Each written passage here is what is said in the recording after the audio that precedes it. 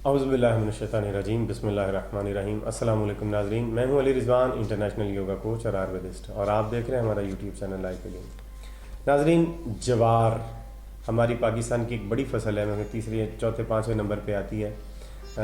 اس کے بہت سارے فائدے ہیں اور ہم اسے غذا کے طور پہ استعمال کرتے ہیں۔ آج ہم آپ کو جوار کو استعمال کرنے کے طریقے بتائیں گے، اور جوار سے کن کن بیماریوں کا کیسے کیسے علاج کیا جاتا ہے وہ بھی آپ کو بتائیں گے۔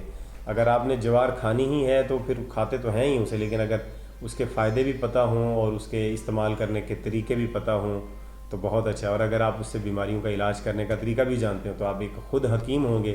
یہ جتنی بھی ویڈیوز ہم بنا رہے ہیں، اگر آپ ان کو اچھی طرح سے سن لیں، یاد کر لیں اور ان کو 2-3 دفعہ دیکھ لیں تو آپ کو اچھی طرح سے پتہ چل جائے گا کہ آپ اپنی بیماریوں کا علاج کیسے کر سکتے ہیں اور آپ صحت مند کیسے رکھتے ہیں، اپنی فیملی کی صحت آپ کیسے کر سکتے ہیں۔ خاص طور پہ خواتین کو یہ چیزیں ضرور پتہ ہونی چاہیے کیونکہ انہوں نے گھر کو چلانا ہوتا ہے۔ جوار کا جو نباتاتی نام ہے، اس کا لاطینی نام وہ سورگم ویلگرے ہے، اور اس کی کاشت پاکستان کے تمام علاقوں میں ہوتی ہے۔ گلگت بلتستان، پنجاب، سندھ، بلوچستان اور کشمیر میں بھی اس کی کاشت ہوتی ہے۔ اس طرح سے لدھیانہ، امرتسر پنجاب اور امرتسر تو شہر ہے پنجاب کا، تو باقی جو ہندوستان کے علاقے ہیں ان میں بھی، بنگلہ دیش کے علاقوں میں، نیپال کے علاقوں میں بھی میں نے دیکھا اس کی کاشت ہوتی ہے۔ بہت مفید ہے، چارے کے طور پہ بھی استعمال کیا جاتا ہے۔ اس کا تنا 4 سے 6 فٹ اونچا ہوتا ہے، اور اس کی کئی اقسام ہیں۔ اب اس کے کیمیائی عناصر پہ بات کرتے ہیں کہ اس کے اندر کون کون سے کیمیائی اجزاء پائے جاتے ہیں۔ جوار میں 72% کاربوہائیڈریٹس، 9% پروٹین، 2% فیٹ، 2% ریشہ اور 2% راکھ ہوتی ہے، یعنی جس کا چھلکا ہوتا ہے۔ 13% اس میں رطوبت ہوتی ہے، یعنی نمی ہوتی ہے اس کے اندر۔ لہٰذا یہ اس کے جو ہیں وہ جوار کے کیمیائی عناصر ہیں۔ اب وہ تمام چیزیں جو کیمیائی دوائیاں ہم سنتھیٹک بناتے ہیں وہ اللہ تعالیٰ نے ان اناجوں اور سبزیوں اور پھلوں کے اندر رکھی ہیں۔ اگر انہی کو استعمال کریں گے تو فائدہ ہم حاصل کریں گے، بیماریوں کا علاج کر لیں گے۔ اس کی خوبیاں جو ہیں وہ کیا ہیں جوار کی؟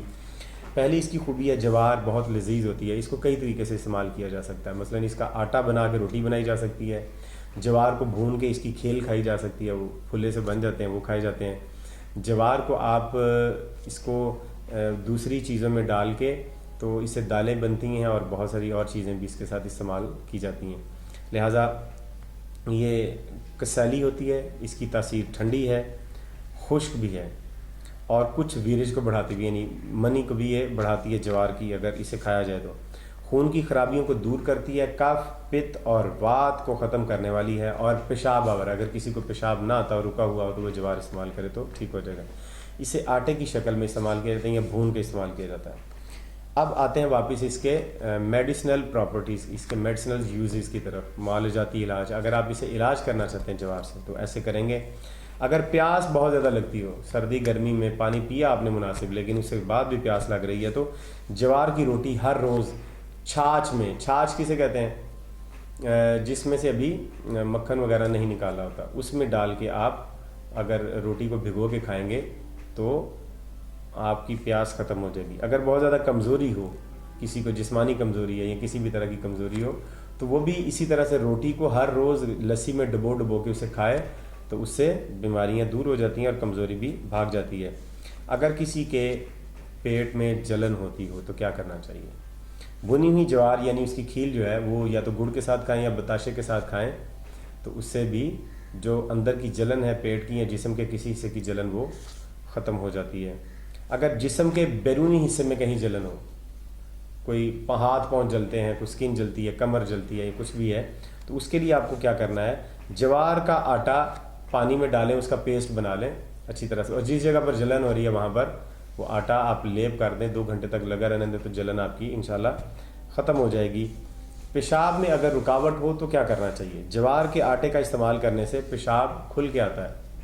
اسی طرح سے ایک اور طریقہ ہے کہ مکئی کے جو بال ہوتے ہیں وہ بھی اگر پانی میں ابال کے پیے جائیں، یعنی 1 گلاس پانی میں 25 گرام مکئی کے جو اوپر بال ہوتے ہیں سٹے کے اندر وہ نکال کے اسے ان کو ابال لیا جائے، اور جب وہ تیسرا حصہ اس کا رہ جائے تو اسے پی لینے سے پیشاب کھل کے آنے لگتا ہے۔